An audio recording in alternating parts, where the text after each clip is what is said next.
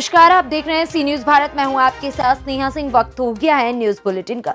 इस बुलेटिन में हम जानेंगे कि कहां से हो रहा है एसआई का गलत तरीके से बात करने का ऑडियो वायरल, कहां लगा खनन माफिया पर 450 करोड़ का अंकुश, कहां बसपा प्रत्याशी ने की बैठक का आयोजन।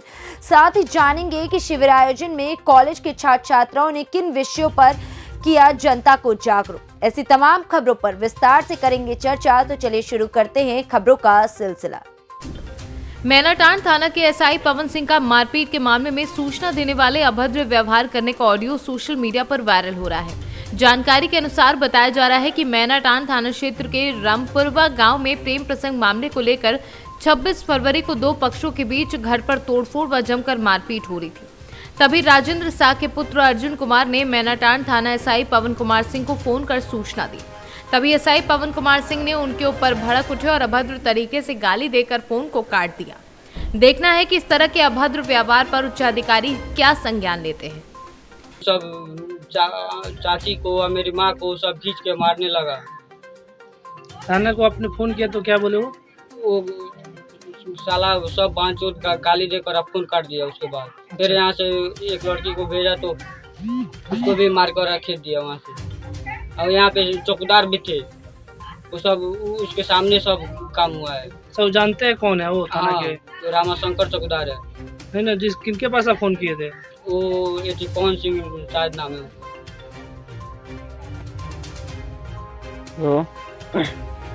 हेलो, नमस्ते सर। हेलो, नमस्ते सर। नमस्ते के? वो जो कल आप फोन किए थे राजेंद्र शाह के घर रामपुर, कौन है? रामपुरवा शाम को आए थे। कौन है आप? वही राजेंद्र शाह का बेटा, कल शाम को रामपुरवा आए थे। हाँ, वो सब आके सब लाठी लेकर सब दंगा कर रहा है यहाँ पे, केवाड़ी पर मार रहा है सभी। कहाँ पे? हमारे घर पर राजेंद्र शाह के, वो मोनीलाल का। हाँ, वो सब आके लाठी लेकर लाठी चार्ज कर रहा है सब। कायला? वही न मारने के लिए में है। कायला?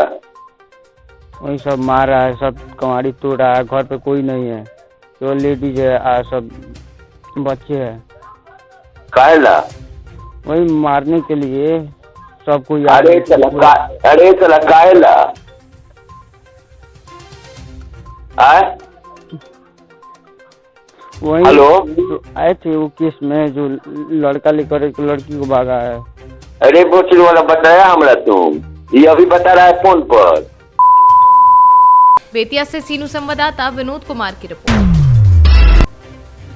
हरियाणा में खनन माफिया पर अंकुश लगाकर करीब 450 करोड़ रुपए का राजस्व ओवरलोड से सरकार के खजाने में भरने का काम किया, जो हरियाणा के इतिहास में पहली बार हुआ है। ये कहना है खनन एवं परिवहन मंत्री मूलचंद शर्मा का, जो आज रेवाड़ी के बावल में एक कार्यक्रम के दौरान पत्रकारों से बात कर रहे थे। शर्मा ने कहा कि हरियाणा सरकार पूरी पारदर्शिता के साथ कदम उठा रही है। उन्होंने लोगों की समस्याओं को भी सुना और नगर पालिका चुनाव बावल को लेकर मुख्य कार्यकर्ता का बैठक में कार्यकर्ताओं से सीधा संवाद भी किया। के प्रोग्राम के बारे में जानकारी चाहेंगे। आज हमारे जो पटौदी जो चुनाव है, नगर पालिका के चुनाव है, बावल का जो चुनाव है हमारे, और रेवाड़ी का जिले का एक पार्ट है विधानसभा, उसमें हमने मीटिंग लेने के लिए आए हैं सारे, कि आने वाले जो अप्रैल में जो चुनाव है उसको भारतीय जनता पार्टी पूरे प्रदेश में अपने जितने भी नगर पालिका, नगर परिषद, उनको चुनाव जीतेगी। सर, नगर परिषद के ये जो निकाय चुनाव हैं, ये गठबंधन पे होंगे या अलग अलग पार्टी, दोनों अलग अलग? भारतीय जनता पार्टी कमल के फूल पे चुनाव लड़ेगी।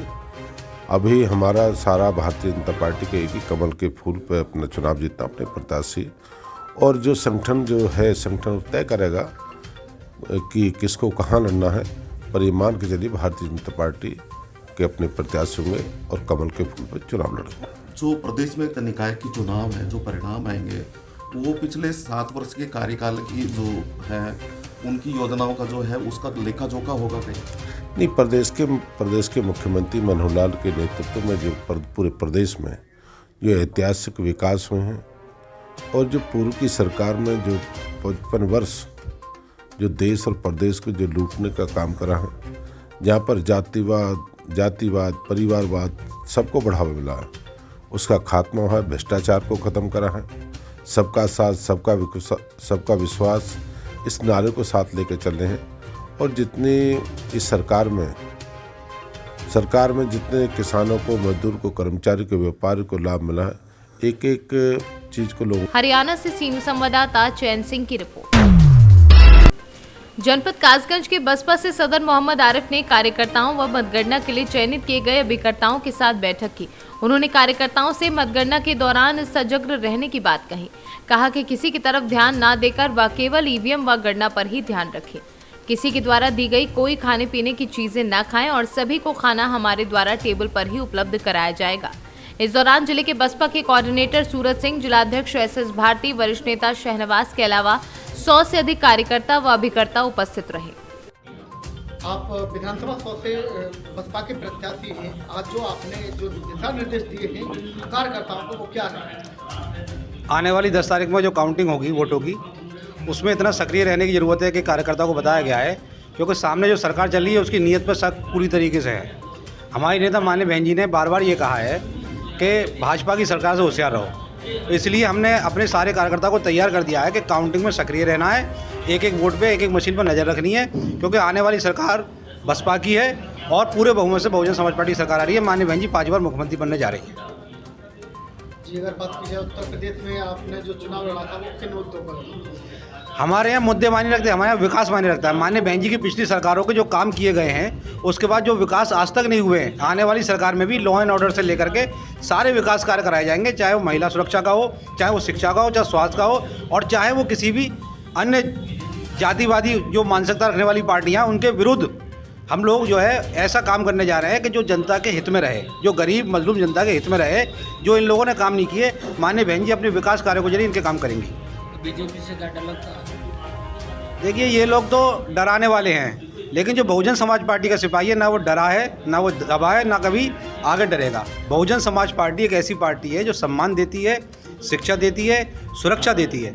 तो माननीय बहन जी को हम आयरन लेडी के रूप में जानते हैं। हमारी नेता बहुत मजबूत नेता हैं, आने वाली 5 बार की मुख्यमंत्री प्रदेश की हैं, और डर तो छोड़िए, पूरे प्रदेश से डर भाग जाएगा। गुंडे मवाली या तो जेल में होंगे या प्रदेश से बाहर होंगे। डर तो खत्म होने जा रहा है। वो बीजेपी खुद डरी हुई है, इसलिए ऐसे बयानबाजी कर रही है। कासगंज से सीनू संवाददाता मानपाल यादव की रिपोर्ट। मामला यूपी के सुल्तानपुर जिले का है, जहां पर रास्ते के विवाद में सोमवार की सुबह 2 पक्षों में जमकर लाठी डंडे और ईंट पत्थर चले, जिसमें दलित पक्ष के 5 लोग गंभीर रूप से घायल हो गए हैं। इलाज के दौरान दलित युवक की मौत हो गई। वहीं पुलिस ने घटनास्थल पर पहुंचकर जांच शुरू की तथा मृतक युवक के शव को कब्जे में लेकर पोस्टमार्टम के लिए जिला मुख्यालय भेजा। घायल शेष 4 लोगों को पुलिस ने जिला अस्पताल में भर्ती कराया तथा आरोपियों को हिरासत में लेकर पूछताछ शुरू की है। आदि की जमीन में रास्ते निकालने को लेकर विवाद हुआ, जिसमें दोनों पक्ष बातचीत के बाद से आमादा झगड़ा हो गए और लाठी डंडों से एक दूसरे के ऊपर प्रहार किया। इस प्रहार में राम नरेश के पक्ष के उनके जो पुत्र हैं मनोज कुमार, वो काफ़ी गंभीर रूप से घायल हो गए, जिन्हें घायलावस्था में जिला अस्पताल में लाया गया और उपचार के दौरान उनकी मृत्यु हो गई है। इस संबंध में परिजनों की तहरीर पर अभियोग पंजीकृत किया जा रहा है तथा पूछताछ के लिए आरोपी पक्ष के आलोक सिंह, अशोक सिंह, श्रीमती किरण, श्रीमती सुल्तानपुर से सीनू संवाददाता वाजिद हुसैन की रिपोर्ट।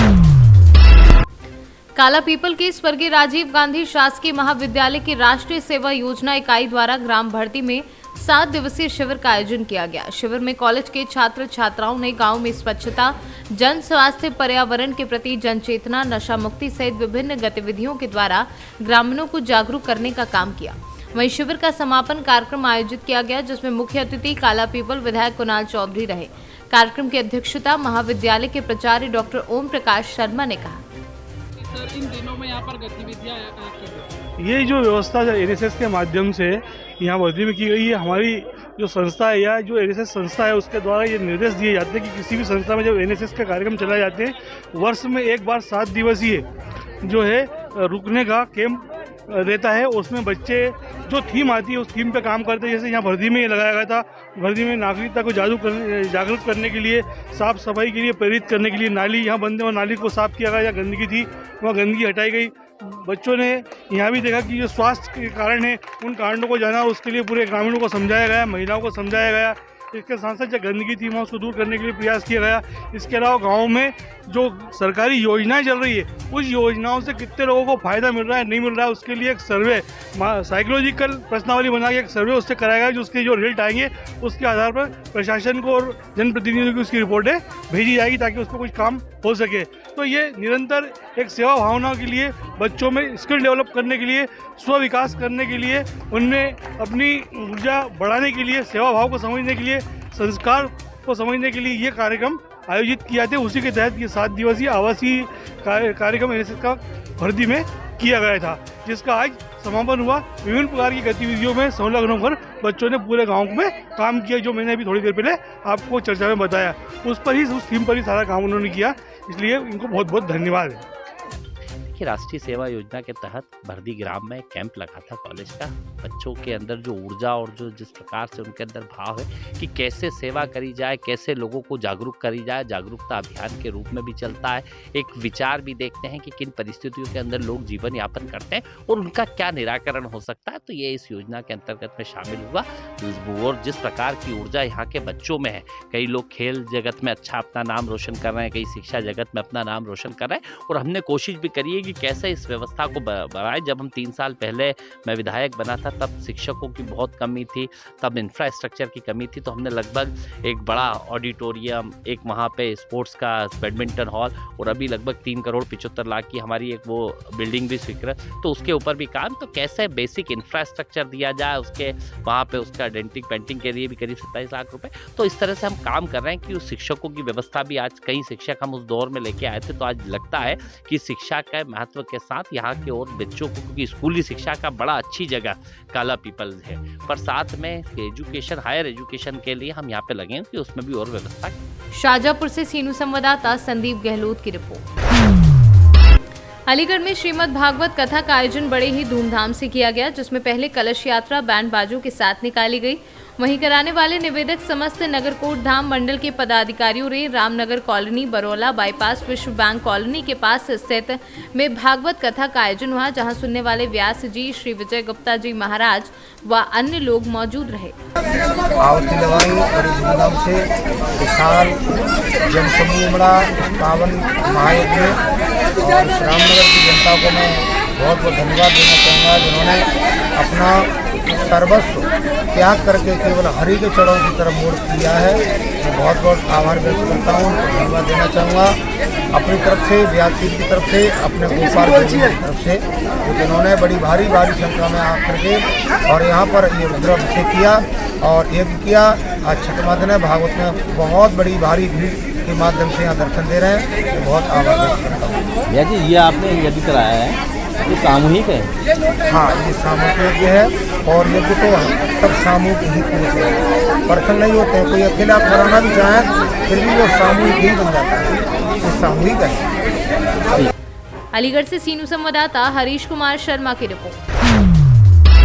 अलीगढ़ खैर रोड स्थित प्राचीन मंदिर खेरेश्वर धाम पर भक्तों का उमड़ा जन सैलाब, जहां शिवतेरस मंगलवार के होने पर सोमवार को ही भक्तों ने प्राचीन मंदिर खेरेश्वर धाम पर आकर भोले के शिवलिंग पर जलाभिषेक कर भोले बाबा से आशीर्वाद लिया और हर हर महादेव व ओम नमः शिवाय के जयकारे लगाए।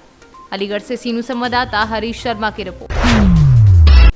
जनपद बदायूं के फैजगंज बेटा थाना के ग्राम जैतपुर में ट्यूबवेल के बोरवेल में दबा एक व्यक्ति, मौके पर जेसीबी से राहत बचाव कार्य जारी, स्थानीय प्रशासन मौके पर मौजूद, अब तक नहीं मिल सकी सफलता। बदायूं से सीनू संवाददाता ओमवीर की रिपोर्ट।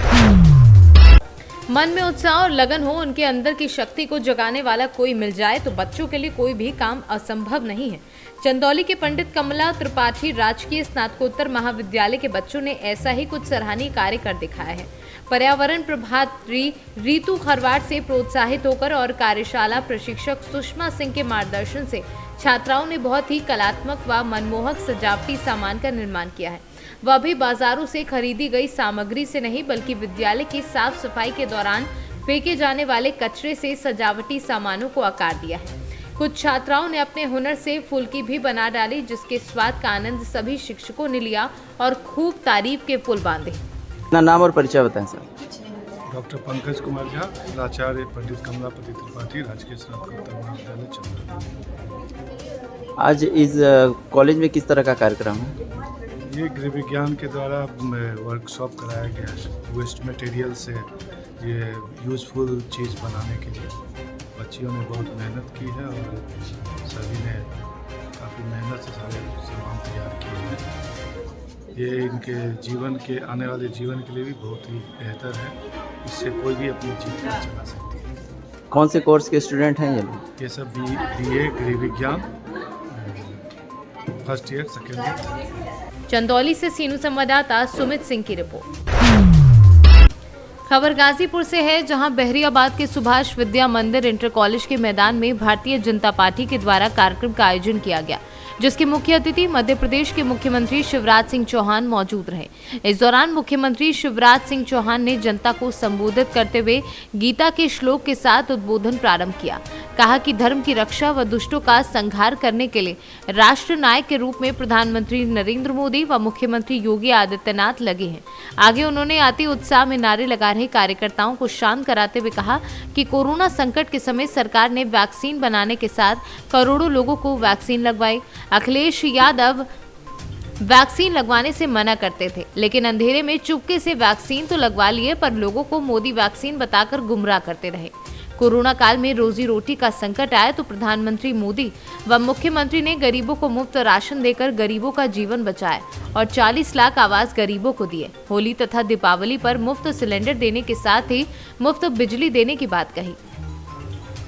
प्रिय मुख्यमंत्री माननीय शिवराज सिंह चौहान जी का एक कार्यक्रम था और अपने जखनिया विधानसभा के लोकप्रिय प्रत्याशी आदरणीय रामराज बनवासी जी के लिए एक जिताने के लिए जनसभा का कार्यक्रम किया गया। कैसा लगा जखनिया का विधानसभा का चुनाव कैसा रहेगा? आम जनमानस का जो ये रेला आपने देखा है, इससे साबित हो गया कि जात पात धर्म सब छोड़ करके भारतीय जनता पार्टी की विश्वास करके योगी मोदी जी के नेतृत्व में जो विकास की गंगा पूरे उत्तर प्रदेश में वही है। आम जनमानस ने आज साबित कर दिया कि आने वाले 10 मार्च को जब गणना होगी तो उत्तर प्रदेश में योगी जी के नेतृत्व में भारी बहुमत से फिर से भारतीय जनता पार्टी की सरकार बनेगी। पिछले 40 साल से यहाँ बीजेपी का कोई विधायक नहीं रहा, क्या कहेंगे? इस बार जनता यहाँ जो 40 साल से कहीं न कहीं उपेक्षा होती रही आदरणीय मनोज सिन्हा जी के बाद, चूंकि यहाँ विकास ठप रहा है और रामराज बनवासी कहीं न कहीं मनोज सिन्हा जी का जो पूरा व्यक्तित्व उनके अंदर छलक रहा है और ऐसे लोकप्रिय प्रत्याशी को देखते हुए पूरा जनमानस रामराज बनवासी जी के साथ है। और मुझे लगता नहीं है कि पूरे जनमानस को देख करके लग रहा है कि जखनिया विधानसभा बहुत अंतर से पूरे गाजीपुर जनपद में जीत के करके भारतीय जनता पार्टी को मजबूत करेगी। भाजपा ने बनवासी समाज के प्रत्याशी लोगों को। गाजीपुर से कैमरा पर्सन राम अवध भारद्वाज के साथ हसन खान की रिपोर्ट। फिलहाल इस न्यूज बुलेटिन में बस इतना ही। देश दुनिया की ऐसी तमाम खबरों को देखने के लिए बने रहें सी न्यूज भारत के साथ।